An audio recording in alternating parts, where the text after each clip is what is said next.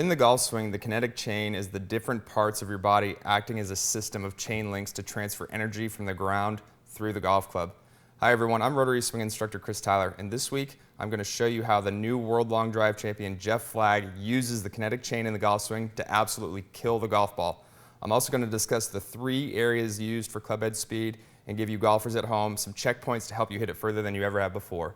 Let's go ahead and get started.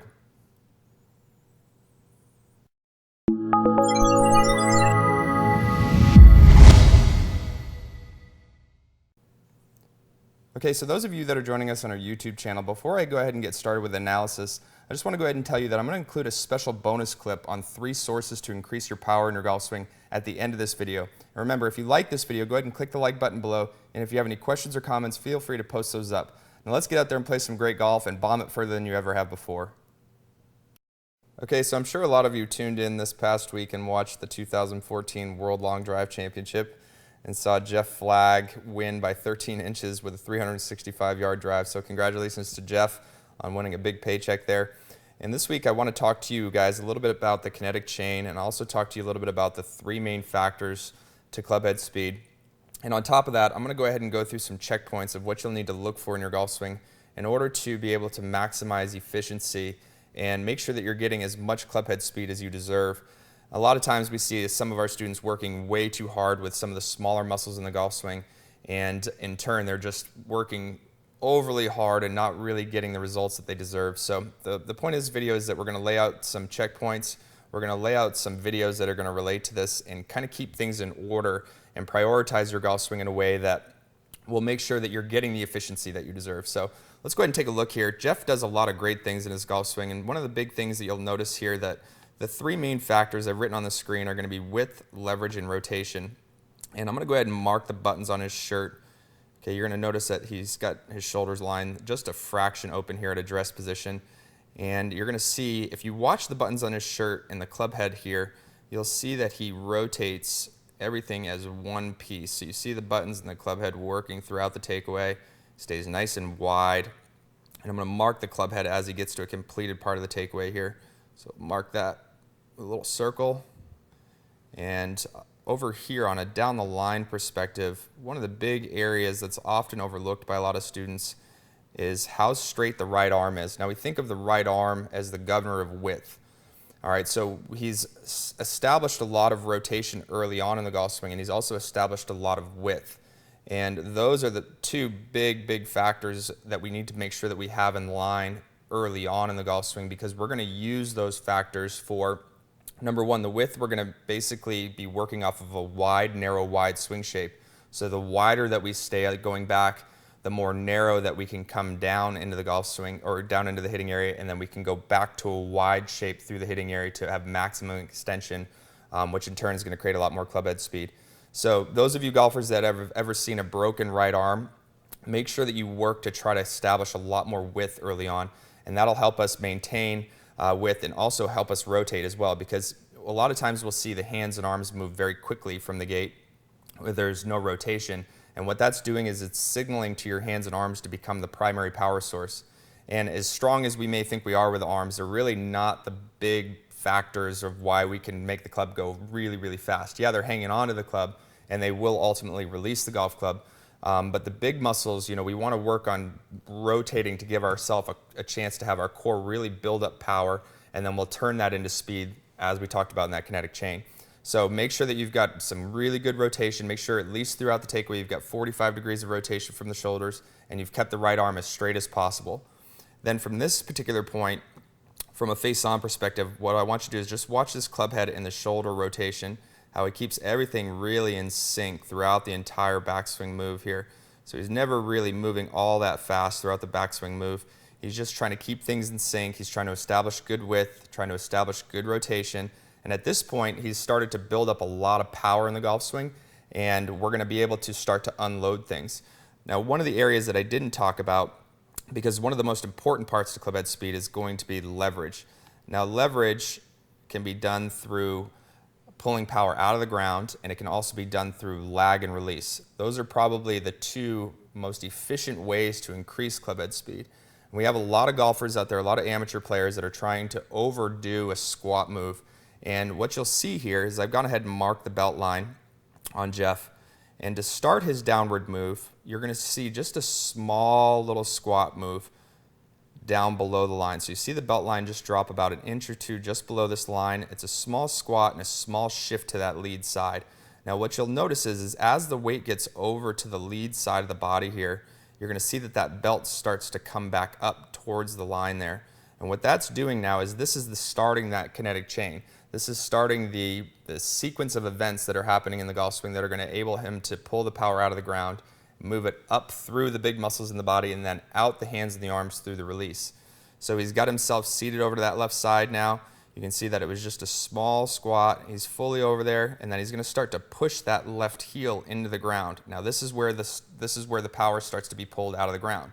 When we talk about pulling the power from the ground up, this is where it starts. So you want to make sure that you get fully seated over there with just a small squat. Don't overdo it. And if you start to overdo it, then you run into problems where you jump up too quickly, you bring the hips forward, and then you can create a mess of problems with getting some spine angle problems. So make a small squat, small shift, feel that weight get over that left side, and then start to push that left heel into the ground. And when that starts to happen, when you start to push that left heel into the ground and you start to pull this left hip away from the target with your left obliques, you're in turn moving the hands and the arms out in front of the body. So you're going to see here, as I start to go through these next couple frames, that belt line is pretty much back to where it was when it started. The club is actually narrowed. This arc is narrowed quite a bit. He's started to create a large amount of lag. In this next frame, you're going to see that this arc has now narrowed several inches, probably a good 3 or 4 inches. And at this point, you can see that the belt line is starting to come back up above the line. So he's starting to really push the heel into the ground and starting to pull the left hip away from the target. And now this is where the release is going to start.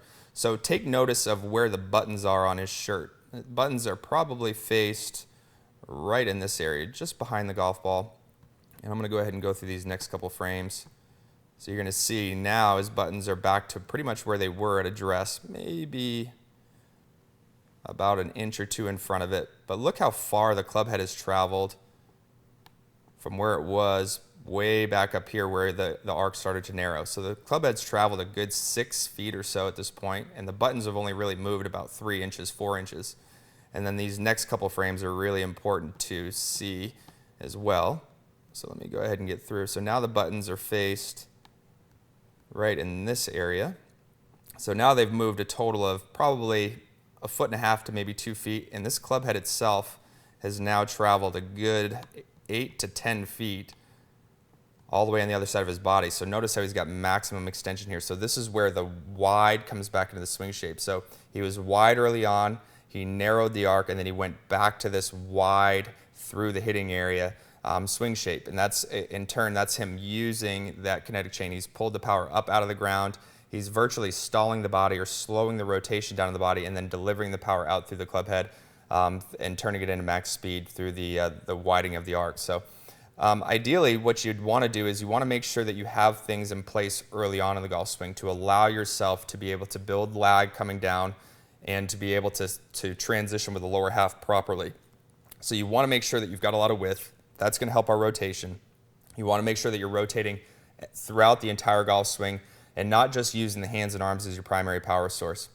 So there's a couple of really good videos on our website that are going to help you get those things in line. And I'm going to go through these in order because, like I said, there's every action in the golf swing has a reaction. And if we don't have a lot of width or we don't have rotation early on, then you're going to use other power sources that are not necessarily critical to clubhead speed.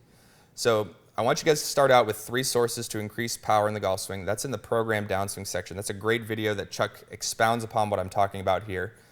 And then there's also 5 minutes to master rotation. So if you've been having a problem rotating in your golf swing, check that video out. That's in the program takeaway section.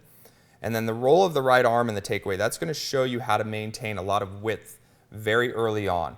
So definitely check that video out. Role of the right arm in the takeaway section. That's in the advanced takeaway section. And then another great video for those people that are really trying to get a lot more clubhead speed or learning how to leverage the ground properly is a video that Chuck did recently called the squat to square video. It shows a great drill on how to get seated left properly, not overdoing the squat, and how to start to unload the hips as you're sitting to the left side. Very, very critical drill for those guys that really want to try to get this lower body stuff working. So check that video out. And then obviously the key to creating lag, that's another good video that's going to really outline the process of what we need to do to be able to maintain lag. That's in the full swing advanced section, excuse me. So the squat to square video, full swing advanced downswing section, key to creating lag, full swing advanced downswing section. But make sure that you watch these videos in order. Take a good look at your golf swing and make sure that you see that you're rotating the club head at the same rate throughout the entire takeaway and in the backswing as the buttons on your chest. And also make sure that you've got a lot of width early on, because that'll allow you to narrow that swing arc, and in turn, when it narrows coming down, then you can go back to that wide shape in the hitting area and maximize speed at impact. All right, so let's get out there. Let's make sure that we've got the big ones, these big 3 factors in place. Do them in order, because that's the way we're going to have to be able to use the chain and make sure our body works as a link. And we want to make sure that these chain links all work together. Otherwise, you're going to use the arms way too much, and in turn, you're just going to be slowing the club head speed down, and you're not going to be hitting it as far as you should be. All right, guys, so let's get out there. Let's put this to use. Let's play some great golf. Let's start hitting it further than we ever have before. And I look forward to working more with you guys in the future. I hope you have a great day. When it comes to power in the golf swing, every single amateur seems to want to know, how do you hit it so far? How do you hit it further? Where does power come from in the golf swing? I'm going to make it really simple for you. There are basically 3 sources of power in the golf swing: leverage, width, and rotation. When it comes to those 3 things, most people think of the golf swing as being 100% rotation. That's where they get all their power. That's why you see the golfers go to the top of their swing and then turn their body as hard as they can. And then what happens is they tend to lose the other 2. They lose some width and they lose some rotation. So let's quickly kind of go through what those things are, and so we can get a really clear picture of what it is and how you balance all of these things out. Simply put, leverage is just, the easiest way to understand is just angles here, right? So think of like a hammer. I have an angle here, there's potential energy because my wrist can move in this direction, and so there's energy here. If I hit you on the head, it's not going to feel great. So that's leverage. Width, simplest way to think about it, the biggest circle that you can make. Simple way of thinking about it, the wider that circle is, the more time the club has to accelerate. And there's other physics at work here as well. As this part's moving at a certain speed, the outer part of the circle has to move faster to keep up with it. So the wider the circle, the more potential there is for speed. Simple way to think about it, if you're hitting a wedge, just because of the shorter shaft, even if you put a driver head on a wedge shaft that's really short, still not going to go as far as a driver. There's not as much potential speed because the shaft isn't as long, so you're losing width, okay? And the last one is what